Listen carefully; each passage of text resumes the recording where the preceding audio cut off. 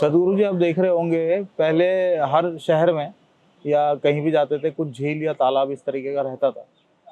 लेकिन अभी आप जहाँ भी जाते हैं बहुत ही कम जगह ऐसी मिलती है जहाँ पे झील या तालाब इस तरीके के हो जहाँ लोग बैठ पाए। इस वक्त हम थाने में हैं, मुंबई शहर में। यहाँ पे काफ़ी झील है इस थाने में।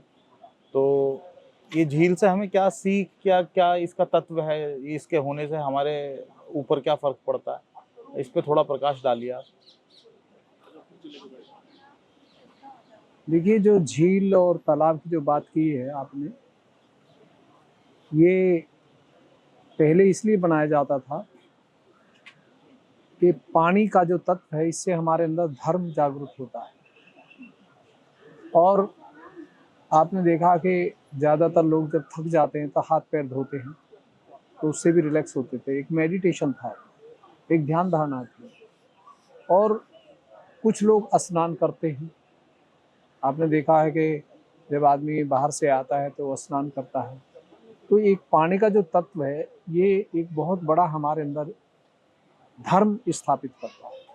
हमारे अंदर एक ऐसा गुण देता है कि जो समुद्र तत्व है वो हमारे शरीर का एक 70% पार्ट्स, जो आदि गुरु दत्तात्रेय जो थे गुरु थे, वो उन्होंने ये जो हमारा भव सागर है, ये जो पेट बनाया था ये समुद्र तत्व से बना है। आपने देखा ब्रह्मा जी के नाभि से लक्ष्मी निकलती है, कमल का फूल निकलता है। तो कमल का फूल जो संबोधित करता है वो ये करता है कि ये इंसान संतुष्ट है। तो जो तालाब और जो नदी होती थी उससे आप अक्सर देखिए दुनिया में कहीं पर भी ज़्यादातर शहर आपको एक नदी, समुद्र और तालाब के किनारे ही बसे मिलते हैं। क्यों मिलते हैं? कि जब यहाँ आकर के आदमी बैठता है तो ये हमारी निगेटिविटी को शक करता है पानी, और हमें रिलैक्स करता है। जितनी देर हम इस तालाब को देखते हैं या नदी के किनारे के पानी को देखते हैं तो हमारी आंखों से भी पॉजिटिविटी बढ़ती है, और हमारे अंदर से जो है वो भी पॉजिटिविटी उमड़ती है। और ऐसी जगह बैठने के बाद में मन नहीं करता कि यहाँ से उठ के जाए, क्योंकि ये जो नेचर है, जो प्रकृति है, ये हमारी बॉडी की निगेटिविटी को कम से कम में नहीं तो 90% शक करती है। और उसकी वजह से हम आप आधे से ज़्यादा क्या 80% बीमारियां समाप्त हो जाती। डॉक्टर की ज़रूरत नहीं थी, पहले कहाँ डॉक्टर थे। ये तो जब से हमारे ये तालाब और ये नेचर ये सब खत्म हुए हैं उसके बाद ही ये डॉक्टरी चली है। पहले तो कोई डॉक्टर को जानता भी नहीं था क्या डॉक्टरी होती है। तो जो समुद्र है, तालाब है, नदियां हैं, ये हमारे जीवन का एक पार्ट है। अगर पार्ट क्या है, एक तरह से ध्यान समझो कि ये यहाँ बैठ करके ध्यान हो रहा है। वहाँ दूसरे लोग कहते हैं ऐसे ध्यान करो, ऐसे आसन लगाओ, ऐसे योगा करो। यहाँ कुछ करने की ज़रूरत नहीं है, बस आप देखते रहिए। और उसको देखने मात्र से ही आपकी आंखों में पॉजिटिविटी बढ़ेगी, मन में बढ़ेगी। शरीर की कोई ना कोई परेशानी जिससे हम परेशान रहते हैं वो स्वतः ही समाप्त होती जाएगी। तो जो हमारे जल का जो पार्ट है ये हमारे शरीर का 80% एक हिस्सा है, क्योंकि जल और जीवन, अगर जल है तो जीवन है, और जल ही नहीं है तो जीवन है नहीं। एक टाइम आप खाने के बिना रह सकते हैं, लेकिन पानी के बिना नहीं रह सकते। तो जो पानी है ये हमारे शरीर का पूरा एक आधार है। अगर शरीर में पानी कम पड़ जाता है तो तरह तरह की बीमारी शुरू हो जाती है। इसलिए ज़्यादातर वैद्य और लोग सब कहते हैं पानी ज़्यादा पियो, पानी ज़्यादा पियो। पानी जो है ये समुद्र तत्व है। समुद्र तत्व हमारे अंदर पार्ट है, उसको बोलते हैं लीवर। लीवर जो है तो समुद्र का ही पार्ट है। अगर समुद्र का गुण हमारे अंदर पानी का गुण है तो हमारा लीवर जीवन में कभी खराब हो ही नहीं सकता। जब हमारे अंदर ये गुण नहीं होगा तो फिर हमारा लीवर जो है उसमें परेशानी आ जाती है, और उससे पेट की तकलीफ बहुत सारी शुरू हो जाती है। तो जो ये एक सहयोग ही सिद्ध करता है इस बात को, बाकी दुनिया की कोई चीज़ सिद्ध नहीं करती है। तो इसलिए हमें अक्सर समुद्र तालाब के पास दिन में 10 मिनट आधा घंटा अगर गुजारते हैं तो हमारे जीवन का आधा हिस्सा सुखी हो जाता है, आधा से ज़्यादा हमारे विचार समाप्त हो जाते हैं और हमारा ध्यान, जिसको हम ध्यान कहते हैं, वो ध्यान स्वतः ही लगना शुरू हो जाता है। ध्यान का मतलब है आपका एंजॉय, आप कितनी खुश हैं। किसी भी चीज़ को देख करके, खा करके अगर हम खुश हैं तो ध्यान ही है। अगर हम किसी चीज़ को देख के और खा करके और वहाँ बैठ करके भी खुश नहीं है, तो जो घर ध्यान लगा रहे हैं, ध्यान कर रहे हैं, किसी गुरु के पास जा रहे हैं, वो सब गलत हो रहा है। गुरु को ना ढूंढ के हम अगर ऐसी नेचर की चीज़ों में पास जाएं, पहाड़ में पास जाएं, समुद्र के किनारे जाएं, तालाब, तो वहाँ आप देखिए कि तबीयत खुश हो जाती है और आधी दफ़े तो भूख भी नहीं लगती। तो ये तत्व है हमारे जीवन का। जो पानी है, जो तालाब है, जो नदी है, ये हमारे जीवन का एक हिस्सा है। अगर ये नहीं हो और हमें ये नहीं मिले तो हम बहुत ज़्यादा शरीर से भी डाउन हो जाते हैं, परेशानी बढ़ती है। फिर जब शरीर डाउन होता है तो घर का कलेश बढ़ता है, जब घर का कलेश बढ़ता है तो परिवार का बढ़ता, परिवार से समाज का बढ़ता है। मेरे हिसाब से तो इसमें फिर आपको एक सरकार को एक प्रार्थना भी करनी चाहिए कि हर शहर में जो तालाब खत्म हो रहे हैं उनको वापस बनाएं और उनको वापस जीवित करें, जो खत्म हो रहे हैं, जो मर रहे हैं।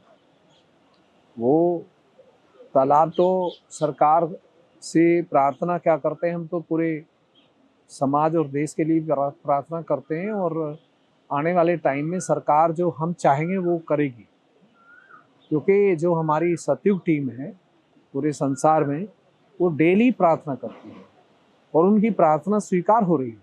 क्योंकि जो आत्म साक्षात्कारी बच्चे, स्त्री पुरुष होते हैं, जब वो दिल से किसी चीज़ को मांगते हैं तो इच्छा पूरी होती है।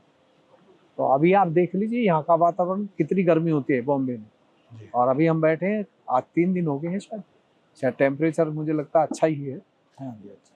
क्यों? क्योंकि जब हम कोई कार्य करते हैं समाज और देश के लिए तो निःशुल्क करते हैं, हम सहयोग में कोई चार्ज तो लेते नहीं है। तो नेचर हमें सपोर्ट करती है, पांचों तत्व हमारे अधीन चलते हैं। आत्म साक्षात्कार जितने तुकाराम जी थे, ज्ञानेश्वर थे, एकनाथ थे, उनके पास ये पावर थी जो आज हमारे पास है। उन्होंने ये निःशुल्क कार्य किया था। आजकल के गुरु नहीं करते निःशुल्क, इसीलिए गुरु भी बीमार हैं तो शिष्य और ज्यादा बीमार है। हमारे सहयोग में जिसको आत्म साक्षात्कार हो जाता है और उसके अनुकूल हो जाता है, उसकी बीमारी स्वतः ही समाप्त हो जाती है, कोई दवाई नहीं, बस नेचर को इस्तेमाल किया जाता है। तो आने वाले टाइम में भारत सरकार क्या और देश की सरकार, संसार की सरकार क्या, सभी अधीन होने वाली है। क्योंकि कहीं पानी नहीं होगा, जहाँ गलत काम हो रहे हैं, गलत आचार विचार हैं, वहाँ स्वतः पानी धरती से अपने आप बदलेगा, मिलेगा नहीं। और जहाँ अच्छे लोग होंगे, रिलाइज सोल होंगे, वहाँ पे जहाँ पानी नहीं भी है वहाँ पानी अवेलेबल होगा, वहाँ पे पानी को आपको मिलेगा जमीन के अंदर से। तो ये अंदर की चीज़ है, ये सारी भारत सरकार क्या पूरी दुनिया की सरकार आपकी बात मानने वाली है। जैसे कि सदगुरु जी, आप तो जान ही जाते हैं कि जैसे यहाँ पे मूर्ति है तालाब के बीच में, अगर आप देख रहे हैं तो वो देखिए, तो इसका क्या मतलब, जैसे आप बता देते हैं अक्सर कि इसमें बनाने वाले की क्या खूबी है या जो तत्व की बात है। देखिए ये तो और इसे पानी में ही क्यों रखा गया है, मतलब ये भी एक, इसका क्या ये तत्व है? भाव था उन लोगों का, क्योंकि शिव जी जो थे वो बहुत ही एक शरीर की गर्मी कहिए या दुनिया की वो गर्मी जो हलाहल होता है, आपने देखा हो कि उन्होंने जो सल्फ, लोग कहते हैं कि श्री शिव जी महाराज जो हैं वो सुल्फा पीते हैं और वो भांग पीते हैं, नशा करते हैं। तो वो पीते नहीं है, वो पब्लिक के लिए उनके नशे को खींचने के लिए पीते हैं। जो शिरडी के साईनाथ थे वो भी पीते थे, वो पीते नहीं थे, वो पब्लिक, उनको कोई जरूरत नहीं थी। ऐसी जो शिव जी की ये मूर्ति है तालाब के अंदर लगाई गई है, तो ये बनाने वाले कलाकार की सोच है कि आप जो है पानी से मोहब्बत कीजिए। जैसे हम इंसान से मोहब्बत करते हैं, ऐसे ही हमको अगर पानी से मोहब्बत हो, पानी में 15-20 मिनट पैर रखें या पानी में हाथ धोएं 5-7 दफ़े, तो हम ध्यान की जो स्थिति है वो अच्छी हो जाती है। और जो ये मूर्ति बनाई है, जिस इंसान ने बनाई है, इस मूर्ति से वाइब्रेशन आते हैं, इससे पॉजिटिव एनर्जी आती है। जो इस मूर्ति को देखेगा या इसके पास जाके खड़ा होगा या फोटो में खिंचाएगा, तो आप देखिए उसके अंदर एक सुकून शुरू हो जाएगा मूर्ति के पास जाने मात्र से। इसीलिए पहले लोग जो थे, हर इंसान मूर्ति नहीं बनाता था, हर इंसान किताब नहीं लिखता था। राइटर जो था वो ही लिखता था जो आत्म साक्षात्कार होता था। तो कलाकार भी जो मूर्ति बनाने वाला होता था वो एक आत्म साक्षात्कारी होता था। उसकी मूर्ति को कहीं भी रख दीजिए, कमरे की पॉजिटिविटी एनर्जी बढ़ जाएगी। और अगर निगेटिव बनाने वाला है, उसकी निगेटिव सोच है, पैसे के लिए जान देगा, उसके हाथ की बनी हुई मूर्ति रख दीजिए मंदिर में भी, वो मंदिर में रखने के मात्र से ही आपके घर में कलेश शुरू हो जाएगा। इन चीजों को कौन बताएगा? लेकिन हम सहयोग में हैं और सदगुरु के रूप में तो हमें हर पॉइंट पर बताना पड़ेगा, जिससे हमारे परिवार, समाज और देश में एक अच्छाई फैले, एक पॉजिटिविटी, मूर्ति के अंदर से पॉजिटिविटी निकले। तो उस मूर्ति को मंदिर ही समझिए, और जिस इंसान से ये निकलती है तो समझिए वो इंसान भी एक चलते हुए स्वयंभू है, एक अचल जो चलता नहीं है। जो मंदिर, मस्जिद, गुरुद्वारे हैं जिनमें ये पॉजिटिव एनर्जी निकलती है, दूर से महसूस होती है। एक मनुष्य जिसके अंदर से ये महसूस होती है, तो वो इंसान जो है वो मंदिर है। और इसीलिए जितने भी संत ज्ञानेश्वर आए, तुकाराम आए, आपके कबीर आए, सब ने इंसान को मंदिर बताया। ये भी जो इंसान के अंदर है, अगर उसको आत्म साक्षात्कार अनुभव है तो मंदिर है। कपड़े साधारण है लेकिन वो महागुरु है, और दुनिया को वो एक रास्ता अच्छा दिखाएगा। तो ये सहयोग ही सिद्ध करता है। तो इसलिए ये वो जो मूर्ति बनी है शिव जी की या कोई भी, अगर वो आत्म साक्षात्कारी बनाता है तो उस मूर्ति से भी वही आपको ब्रह्म शक्ति मिलती है जो श्री माता जी निर्मला देवी ने आत्म साक्षात्कार देकर के दी है। लेकिन वो महसूस तभी होगी जब आप आत्म साक्षात्कारी हो। अगर आप आत्म साक्षात्कारी नहीं है तो फिर आप जजमेंट नहीं कर पाएंगे कि ये मूर्ति पॉजिटिव है या नेगेटिव।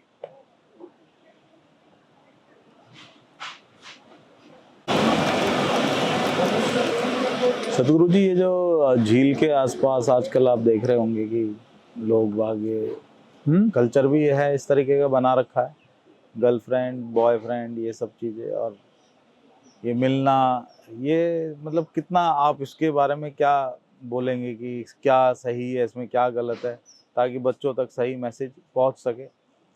बहुत सी ऐसी चीज़ें भी होती है इस बीच जो नहीं होनी चाहिए, जो छुप के की जाती है ऐसी जगहों पे। तो उस पर आप क्या कहना चाहेंगे? इनके लिए मतलब क्या संदेश है आपका? देखिए, ये एक बॉडी का पार्ट्स है, जीवन का एक हिस्सा है। अब उस जीवन के हिस्से को आप किस व्यू में ले जाना चाहते हैं वो डिपेंड करता है। क्योंकि जो जीवन का हिस्सा है वो sympathetic para system left side है, तो वो ऐसी चीज़ों पे जाके एंजॉय करते हैं। वो करते एंजॉय, लेकिन एंजॉय होता नहीं है। वो घंटे, आधे घंटे का जो है उनको रिलैक्सेशन होता है, घर जाकर के वही चीज़ें कलेश हो जाती हैं। जो हम प्रेम की बात करते हैं या गर्लफ्रेंड की बात करते हैं, गर्ल बॉय की बात करते हैं, ये एक टेम्परेरी हिस्सा है, प्योर नहीं है। जो प्योर लव होता है वो आपके घर पे भी उतना ही अच्छा होता है, और जब हम किसी दूसरी जगह जाते हैं तो एक मर्यादा में रहते हैं। तो ये आजकल कंसेप्ट जो है वेस्टर्न का आ गया है, ये हमारी संस्कृति नहीं बोलती इस चीज़ को। पहले जो गृहस्थी थे या शादी भी होती थी तो वो कहाँ देख पाते थे आपस में लड़का लड़की को, और उनका जीवन बहुत अच्छा चलता था क्योंकि उनके अंदर बैलेंस होता था, संतुलन होता था। आज बैलेंस नहीं है। शुरू में बड़ा आई लव यू और एक दूसरे को वो प्यार दिखाते हैं कि पता नहीं मैं मर जाऊंगा, तेरे बिना रह नहीं पाऊंगा। लेकिन बाद में पता लगता है कि वो प्यार टेम्परेरी था, खत्म हो गया, अब जूता चलता है। तो जो प्यार दिल का होगा वो चाहे आप यहाँ रहें चाहे घर रहें, वो हमेशा सनातन होता है। सनातन का मतलब क्या होता है? सनातन का मतलब जो हमेशा इक्वल रहता है, इक्वल, बराबर। और ये जो प्यार होता है ये टेम्परेरी होता है। तो आजकल का जो हमारा सहयोग टीवी है, इन सब चीज़ों को, युवा वर्ग को एक ट्रैक दे रहा है वो, कि भी आप जो कर रहे हैं इससे कुछ टाइम के लिए सुख है, टेम्परेरी है, लेकिन जो सुख आपको करेक्टर से मिलेगा, भारतीय संस्कृति से मिलेगा, जो हमारे जितने संत आए थे, ऋषि मुनि आए थे, अगर हम उनकी वाणी के अनुकूल चलें तो ये सब चीज़ें अपने आप ठीक हो जाती हैं, इतना सोचने की जरूरत नहीं है। तो ये क्वालिटी है, ये संस्कृति है। लेकिन यहाँ पाश्चात्य देशों की संस्कृति को देख करके ऐसा होता है, हमारी संस्कृति में ऐसा नहीं है। हमारी संस्कृति में प्रेम है, युवा वर्ग में प्रेम मिलेगा आपको, बहन भाई का मिलेगा आपस में, और फ्रेंडशिप का भी मिलेगा, लेकिन इस तरह की फ्रेंडशिप नहीं होगी, परमानेंट होगी। ये टेम्परेरी है। आप कभी देख लीजिए, कोई 2-4 जोड़े को चेक कर लीजिए, तो 5-6 महीने तो उनका प्यार दिखाई देगा, उसके बाद में फिर कलेश शुरू हो जाता है। लेकिन जो दिल से प्यार करते हैं वो यहाँ घूमें, यहाँ बैठे, घर बैठे, उन्हें इक्वल रहता है। तो इसका बड़ा फर्क है। ये क्या है, यहाँ तो रिलैक्स हो जाते हैं, ये जो पानी है हमारा, ये नेचर है, ये चीज़ें रिलैक्स करती है, लेकिन घर जाके स्ट्रेस हो जाता है। तो इसलिए ये सब चीज़ जो है ये हमारी संस्कृति के मुताबिक उतनी अच्छी नहीं है जितनी होनी चाहिए। मतलब इन सब चक्करों में ना पड़ के अपने भविष्य पे ध्यान दें, प्योरिटी पे होना चाहिए, प्योरिटी पे ध्यान दें, प्योरिटी पे, संस्कृति और प्योरिटी पे ध्यान दें। बिल्कुल। आप जो आपका जो जितना भी